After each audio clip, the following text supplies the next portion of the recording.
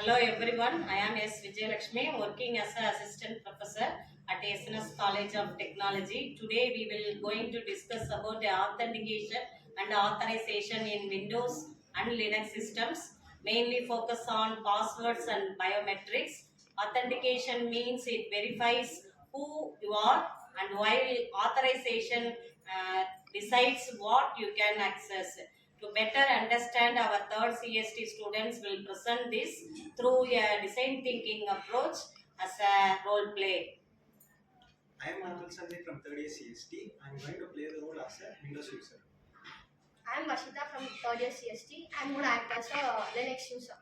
I'm Vinisha from third year CST. I'm going to act as security analyst. I'm Balamuniran from third year CST. I'm going to act as a ethical leader.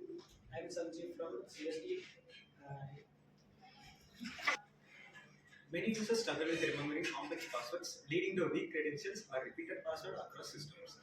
In both Windows and Linux environments, the user often feel frustrated when password policies demand special characters, numbers, and periodic resets. Additionally, accessibility concerns arise for elderly or differently abled users. Biometrics such as fingerprints and facial recognition reduce cognitive load but may create anxiety about privacy and data misuse. Understanding these emotional and practical difficulties help design better authentication systems. Why do users often resist strong password policies despite security benefits? Users resist strong password policies mainly due to usability challenges. Complex passwords are hard to remember, causing frequent lockouts and reduced productivity.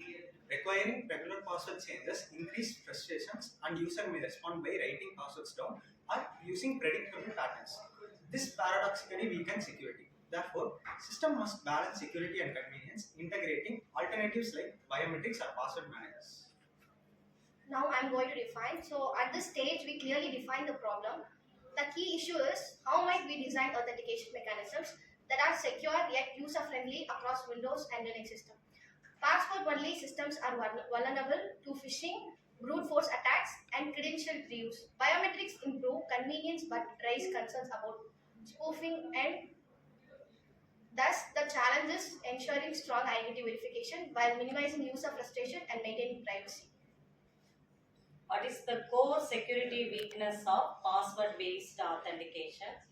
Passwords rely on secrecy and human memory, making them vulnerable to phishing, dictionary attacks, and reuse across services. If compromised, attackers can impersonate users. Human tendencies towards weak password amplify the risk. Hence, password-only authentication is increasingly considered insufficient without additional safeguards like multi-factor authentication. And I'm going to ideate it.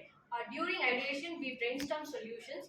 Possible improvements include combining passwords with biometrics like two-factor authentication, implementing fingerprint scanners, facial recognition, hardware tokens, or OTP-based verification. Windows Hello and Linux PAM modules uses biometric integration.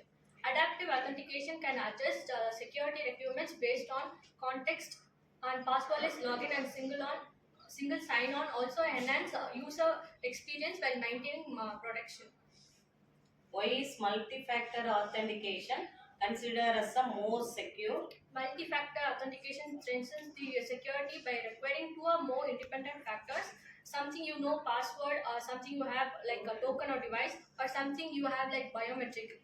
Even if one factor is compromised, attackers cannot easily bypass others. This layer defense significantly reduces unauthorized access.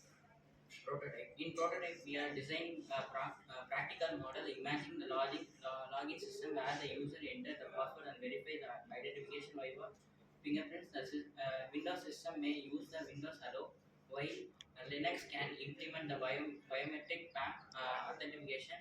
And the prototype includes a fallback mechanism, encrypted the biometric templates, and role-based authentication. After the login, authentication policies determine filed application and administrative privileges. Testing and reflection. Finally, we evaluate our prototype. Does it improve usability? Is it resilient to spoofing or privacy concerns addressed? Testing involves user feedback, penetration testing, and performance evaluation. The good system achieves security, usability, and reliability.